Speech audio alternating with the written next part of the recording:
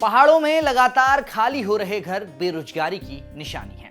रोजगार के सिलसिले में लगातार पहाड़ों से मैदानी इलाकों का युवा रुख कर रहे हैं और अगर हिसाब निकाला जाए तो पहाड़ों में सबसे ज्यादा पलायन पौड़ी गढ़वाल से हुआ है।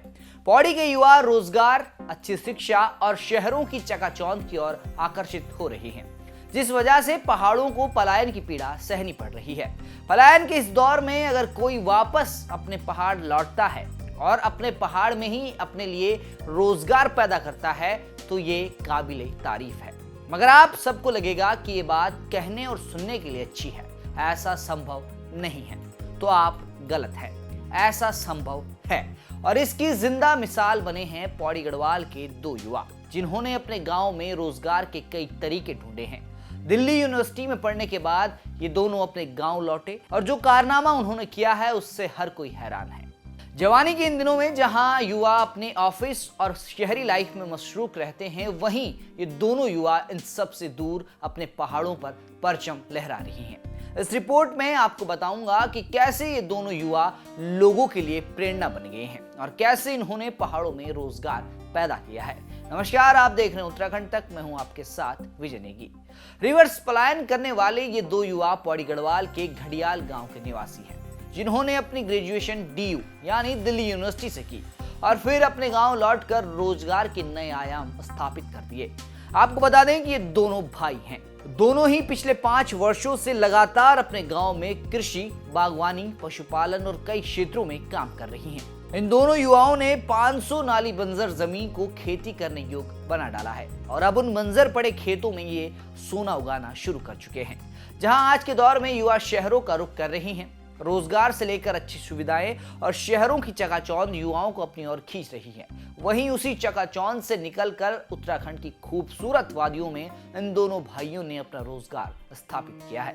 वहीं आपको बता दें कि उत्तराखंड में बढ़ते पर्यटन को देखते हुए दोनों भाइयों ने होम स्टे का काम भी शुरू कर दिया है।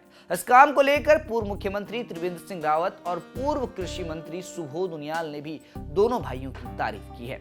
हमारे सहयोगी से बात करते हुए दोनों युवाओं ने इस सफलता के बारे में खुलकर बात की है। सीधे लिए चलते हैं आपको पौड़ी गढ़वाल, जहां इस वक्त दोनों भाई हमारे सहयोगी के साथ मौजूद हैं।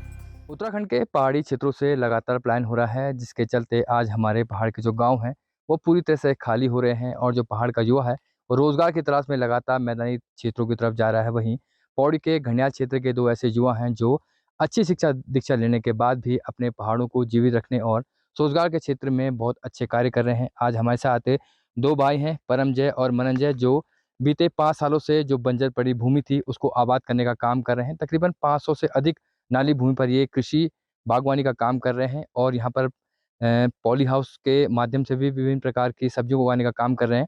हमारे साथ परमजय हैं, उनसे पहले बात करेंगे। परमजय, आपसे जानने की कोशिश कर रहे हैं, पहले तो आपकी कहाँ से शिक्षा दीक्षा हुई है और अचानक से अपने गांव में रोजगार करके पलायन को रोकने का जो आपका सोच थी वो कहाँ से उत्पन्न हुई? जी, सबसे पहले तो जो हमारी शिक्षा हुई वो ग्रेजुएशन जो हमने करी वो DU से कंप्लीट करके आए, दिल्ली यूनिवर्सिटी से। उसके बाद हमने जो अपने पहाड़ों पर कुछ नया करने की जो सोचा था कि ऐसा कोई रास्ता मिले जो हम कुछ नया कर सकें इस जगह पे, तो हमने जो अपने जो बंजर खेती थी या बंजर सब कुछ पहाड़ों पर जो यहाँ से छोड़ करके आजीविका के लिए बाहर जा रहे थे, तो हमने कहा यहाँ पे भी ऐसे सोर्स हैं जिनको काम करके बाहर से अधिक अच्छी आजीविका हम यहाँ अपनी कमा सकते हैं। तो इसलिए हमने बागवानी और खेती का कार्य शुरू किया है यहाँ। हाँ जी। तो वर्तमान में कितनी नाली में आप काम कर रहे हैं और किस-किस प्रकार के उद्यमी या कृषि के क्षेत्र में किस तरह से कार्य हो रहा है? वर्तमान में जो हमारा ये जो समूह है पूरा, the new vision self employment group करके जो हमने समूह खोला है, इसमें लगभग आपका 10 हेक्टेयर भूमि जो हमने कोई ना कोई एक्टिविटी जिसमें कुछ ना कुछ हो रहा है, चाहे वो खेती बागानी से हो, चाहे जड़ी बूटियों से हो, चाहे वो पर्यटन से हो, तो इस पे हमारा पूरा 500 इसमें क्या बोलते हैं 10 हेक्टेयर भूमि पे ये काम चल रहा है। सरकार भी लगातार प्रयास कर जी। रही है कि जो पहाड़ों में पलायन है उसे रोका जा सके।